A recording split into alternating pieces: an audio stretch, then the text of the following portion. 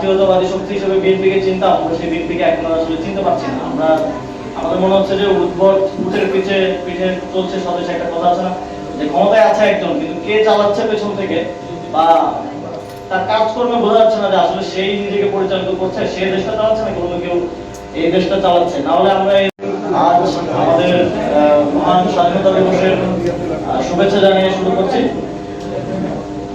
মহান স্বাধীনতা অর্জনের জন্য আজকের দিনটি অত্যন্ত গুরুত্বপূর্ণ দিন। আজকের এই দিনে আমাদের যে দীর্ঘ স্বাধীনতার জন্য যে দীর্ঘ প্রায় 20 বছরের লড়াই, সেই লড়াই একটি প্রেক্ষাপটের ভিত্তিতে স্বাধীনতার সশস্ত্র লড়াইয়ের দিকে গিয়েছিল এবং এই দেশের লাখো মানুষের শহীদ হওয়ার মধ্য দিয়ে সেই লড়াই আমরা সফল হয়েছিলাম এবং আমরা একটি স্বাধীন ভূখণ্ড পেয়েছিলাম। এবং সেই ভূখণ্ড রক্ষা এবং একটি সুন্দর বাংলাদেশ গড়ার জন্য সেই সময় থেকেই দীর্ঘ 55 বছর ধরে আমাদের লড়াই আজ পর্যন্ত চলমান আছে।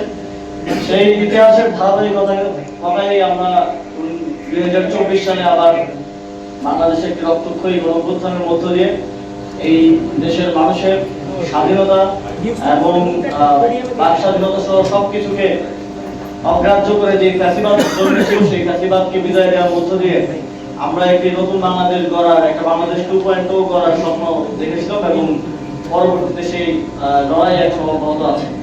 তারই একটি ধারাবাহিকতা হিসেবে জুলাই সনদ, আপনারা জানেন যে প্রায় 1 বছরের দীর্ঘ আলোচনার ভিত্তিতে সংস্কার কমিশনে রাজনৈতিক দলগুলোর আলোচনার ভিত্তিতে এই জুলাই সনদ সর্বসম্মতিক্রমে গৃহীত হয় এবং সবগুলো রাজনৈতিক দল স্বাক্ষর করে এবং সেই জুলাই সনদের লেজিটিমেসিকে আরো শক্তিশালী করার জন্য তখন গণভোট করার বিষয়ে সিদ্ধান্ত হয় এবং গণভোটে আমরা দেখি যে নানা ধরনের ষড়যন্ত্র এবং ক্যাম্পেইনের ফলেও কিন্তু গণভোটে হ্যাঁ ভোট বিপুল ভোটে বিজয়ী হয়। আমরা দেখছি যে এবার নির্বাচনের পর থেকে সেই গণভোটের জনরায়কে নানাভাবে অগ্রাহ্য করার এবং বাতিল করার, গণভোটের সেই অধ্যাদেশকে বাতিল করার নানা ধরনের চেষ্টা চলমান রয়েছে। আমরা দেখছি যে এখন অনেক যারা ক্ষমতায় আছেন তারা জনরায়ের বিরুদ্ধে অবস্থান নিতেও দ্বিতীয়বার ভাবছেন না। তারা নানাভাবে এ নিয়ে বিনিয়ে গণভোটের বৈধতাকে প্রশ্নবিদ্ধ করছেন এবং জুলাই সনদের বৈধতা নিয়ে প্রশ্ন তুলছেন। আমরা এই সমসাময়িক প্রেক্ষাপটে দেখলাম যে আমরা দেখেছিলাম যে একজন বিচারপতি ছিলেন আওয়ামী লীগের সময়, তিনি একটা টকশোতে বলেছিলেন যে জিয়াউর রহমান হচ্ছে সবচেয়ে বড় রাজাকার। আপনারা তো সবাই দেখছি, ইদানিং সোশ্যাল মিডিয়ায় আমরা দেখছি। তো সেই জিয়াউর রহমানের দলই ক্ষমতায় এসে তাকে 1 মাসের মধ্যে তার জামিনটা বাস্তবায়ন করেছে। সুতরাং আমরা এরকম জিয়াউর রহমানকে সবচেয়ে বড় রাজাকার বলা, তারপর বিভিন্ন সময়ে যাদেরকে আমরা দেখেছি যে বর্তমান প্রধানমন্ত্রী তারেক রহমানকে নিয়ে পুরো বক্তব্য করেছেন, খালেদা জিয়াকে নিয়ে নোংরা বক্তব্য করেছেন, তাদেরকেই এখন সাথে নিয়ে ঘুরে বেড়ানো, এই জিনিসগুলো খুব অস্বাভাবিক লাগে আর কি আমাদের দেখতে। আমরা ইদানিং দেখছি যে নতুন সরকার, আমাদের যখন অন্তর্বর্তীকালীন সরকার ছিল, আমি সেই সরকার অংশ ছিলাম, আমাদেরকে বারবার বলা হতো যে নির্বাচিত সরকার আসলে দেশের সব সমস্যার সমাধান, এক কথায় সব সমস্যার সমাধান। কিন্তু আমরা দেখতে পাচ্ছি যে নতুন সরকার ক্ষমতা গ্রহণ করার পর থেকে এখন পর্যন্ত কোনো বিষয়েই তারা আসলে সেরকম সাফল্য আমাদেরকে দেখাতে পারেনি।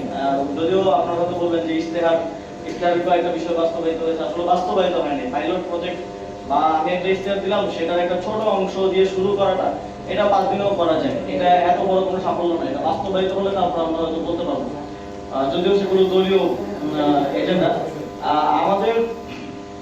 আমরা দেখছি যে দেশে যে চ্যালেঞ্জগুলো এসেছে এই নতুন সরকার আসার পরে, এক হচ্ছে ঈদ যাত্রা এবং ঈদের সময় এটার ম্যানেজমেন্ট আমরা দেখছি ভয়াবহ রকম মিসম্যানেজমেন্ট হয়েছে এবং এমন না যে আগেরবার বেশি ভাড়া নেওয়া হয়নি, আগেরবারও নেওয়া হয়েছে, কিন্তু সেটা একটা চেক এন্ড ব্যালেন্সের মধ্যে ছিল এবং সরকারের তৎপরতা দেখা গেছে। আমরা বলেছি আমাদের দিক থেকে, আমরা অ্যাকনোলেজ করেছি যে এই প্রবলেমটা আছে, ভাড়া বেশি নিচ্ছে, আমরা চেষ্টা করতেছি কমানোর, আপনারা আমাদেরকে সহযোগিতা করেন। বাট আমরা তাদের মধ্যে দেখলাম যে এক ধরনের একদম ফুললি ডিনায়াল, যে কোনো ধরনের বেশি ভাড়া নেওয়া হচ্ছে না, আপনি মিথ্যা কথা বলছেন, ভুল কথা বলছেন, সবাইকে মিথ্যাবাদী বলা টলা। কিন্তু আপনারা যারা বাড়ি গেছেন, আমরা যারা বাড়ি গেছি, আমরা যারা যাতায়াত করেছি গণপরিবহনে, তারা দেখেছি যে প্রায় 2x 3x পর্যন্ত ভাড়া অতিরিক্ত নেওয়া হচ্ছে।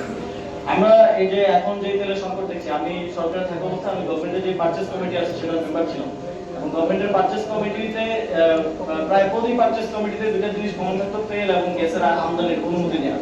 যে এত ব্যারেল তেল এতটুকু গ্যাস এটা আমদানির অনুমতি দেয়, কারণ যেহেতু টাকাটা ব্যাংকের রিজার্ভ থেকে যায়, ফলে ওইটা সরকারের একটা অনুমতি লাগে যে কোনো প্রতিষ্ঠান এটা দেশের বাইরে থেকে আমদানি করার ক্ষেত্রে। তো সেখানে সবসময় 2 মাসের অ্যাটলিস্ট পরবর্তীতে অথবা 3 মাস পরে সারের আমদানিটা এইভাবেই হয় যে 3 মাস পর্যন্ত সারের মজুদটা বা 6 মাস পর্যন্ত সারের মজুদটা সিকিউর করে আমদানির প্ল্যানটা করা হয় বা অনুমতিটা দেওয়া হয়। তো আমি যদি একদম কমও ধরি অ্যাটলিস্ট 2 মাসের অয়েল রিজার্ভ বাংলাদেশে থাকার কথা, কিন্তু আমরা দেখছি নতুন নতুন ট্যাঙ্কার জাহাজ এখনো আসছে, এবং আমরা দেখেছি যে হরমুজ প্রণালীতে ইরান বাংলাদেশের ভেসেলগুলোকে ট্যাঙ্কারগুলোকে কিন্তু প্যাসেজ দিচ্ছে, আসতে দিচ্ছে। তাহলে 1 মাস যেতে না যেতে কেন তেলের সংকটটা হলো? তার মানে নিশ্চয়ই কেউ মজুত করছে, নিশ্চয়ই যে বড় বড় কোম্পানিগুলোকে সরকার আমদানির অনুমতি দেয় তারা এবং তাদের যারা ভেন্ডর আছে তারা মজুত করছে। কিন্তু আপনারা দেখেন যে সরকারের এখন পর্যন্ত এত অভিযান চালানো হয়, কোনো বড় প্রতিষ্ঠানের তেলের মজুদে কি এখন পর্যন্ত অভিযান চালানো হয়েছে কিনা, বা সেটা সিজ করে বাজারে উন্মুক্ত করা হয়েছে কিনা, বা তাদেরকে বাধ্য করা হয়েছে কিনা বাজারে তেলটা উন্মুক্ত করার জন্য? করা হয়নি। না করা হওয়ার একটাই কারণ হতে পারে, সেটা হচ্ছে তাদের সাথে আপনাদের যোগসাজশ আছে, আপনাদের মন্ত্রীদের বোঝাপড়া আছে যে তুমি 5 টাকা যদি 10 টাকা বিক্রি করো তাহলে 2.5 টাকা আমার, 2.5 টাকা তোমার। Simple equation. এটা বোঝার জন্য অনেক বেশি জ্ঞানী কিছু হওয়ার প্রয়োজন নাই।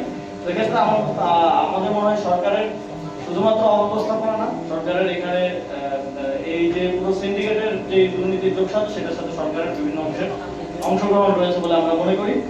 এবং